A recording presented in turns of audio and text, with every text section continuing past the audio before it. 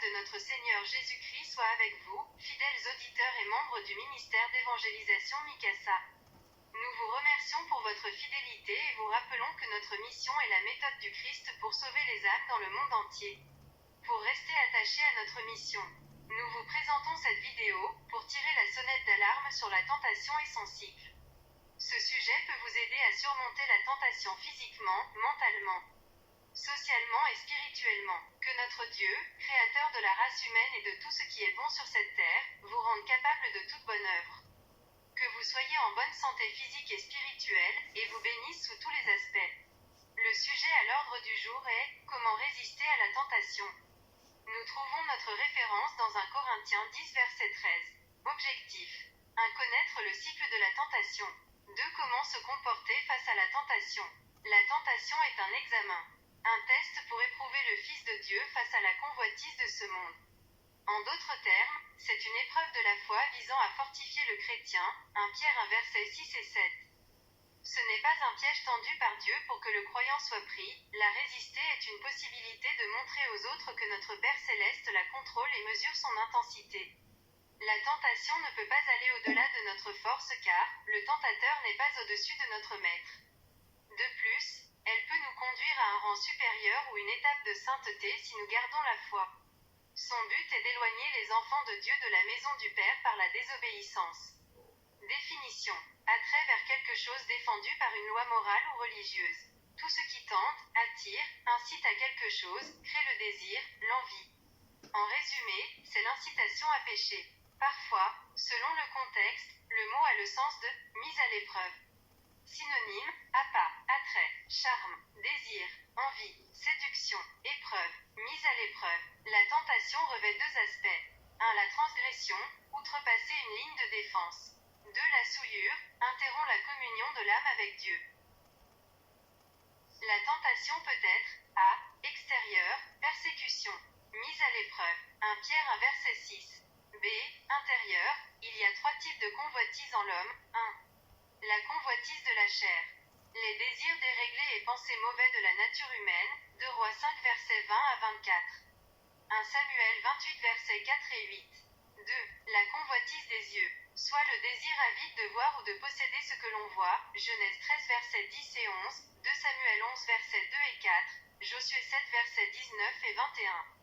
3. L'orgueil de la vie. Soit la poursuite et la griserie de la puissance et de la gloire, l'assurance dans ses propres ressources, la sécurité placée dans les choses terrestres. 2 Chroniques 26 versets 14 et 18. Luc 12 versets 16 et 21. Ces convoitises produisent chez les êtres humains 1. La tentation de l'avoir, l'envie de posséder tout ce que l'on voit. Vous ne contrôlez pas votre dépense quotidienne. C'est pourquoi il est important d'établir la différence entre nécessaire et utile.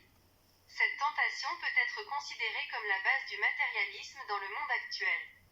De très souvent, pour sa quête, on détruit l'amitié, la paix, la vérité sur notre passage, Matthieu 4 verset 3. 2. La tentation de l'être, c'est la tentation de l'orgueil.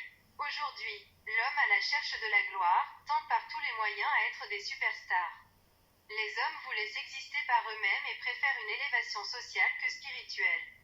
Leur tentative démesurée leur pousse à l'excès jusqu'à se moquer de Dieu, Matthieu 4 verset 6. 3. La tentation de pouvoir, par désir de dominer sur autrui tout simplement. Le pouvoir, depuis la nuit des temps, est une source de conflits, de mensonges et parfois se manifeste dans la plus grande discrétion, Matthieu 4 verset 9. Jésus-Christ, après son baptême, faisait face à ces trois tentations susmentionnées et est sorti victorieux. De même, nous, étant que fils de Dieu, devons lutter contre les vices de ce monde en imitant les pas de notre Sauveur Jésus-Christ. Pour ce faire, il est nécessaire de savoir quelles sont les étapes pouvant conduire à l'accomplissement de ce péché. À travers cette partie, nous vous présentons fidèles auditeurs le cycle de la tentation.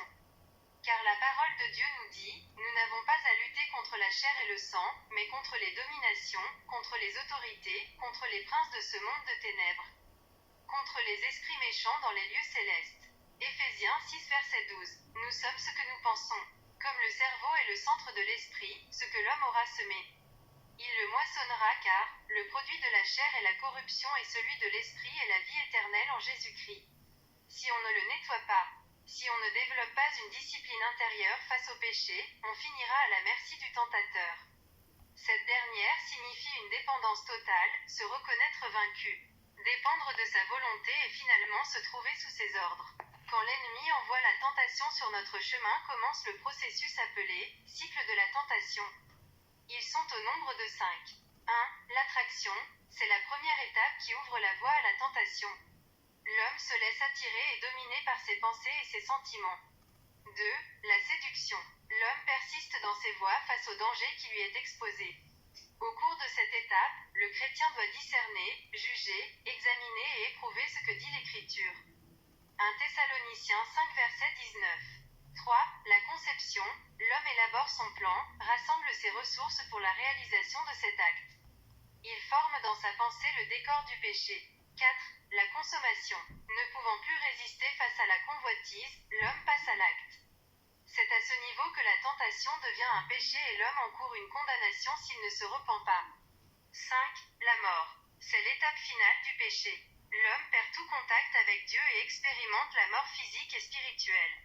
Romains 6 verset 23. En cultivant la satisfaction intérieure.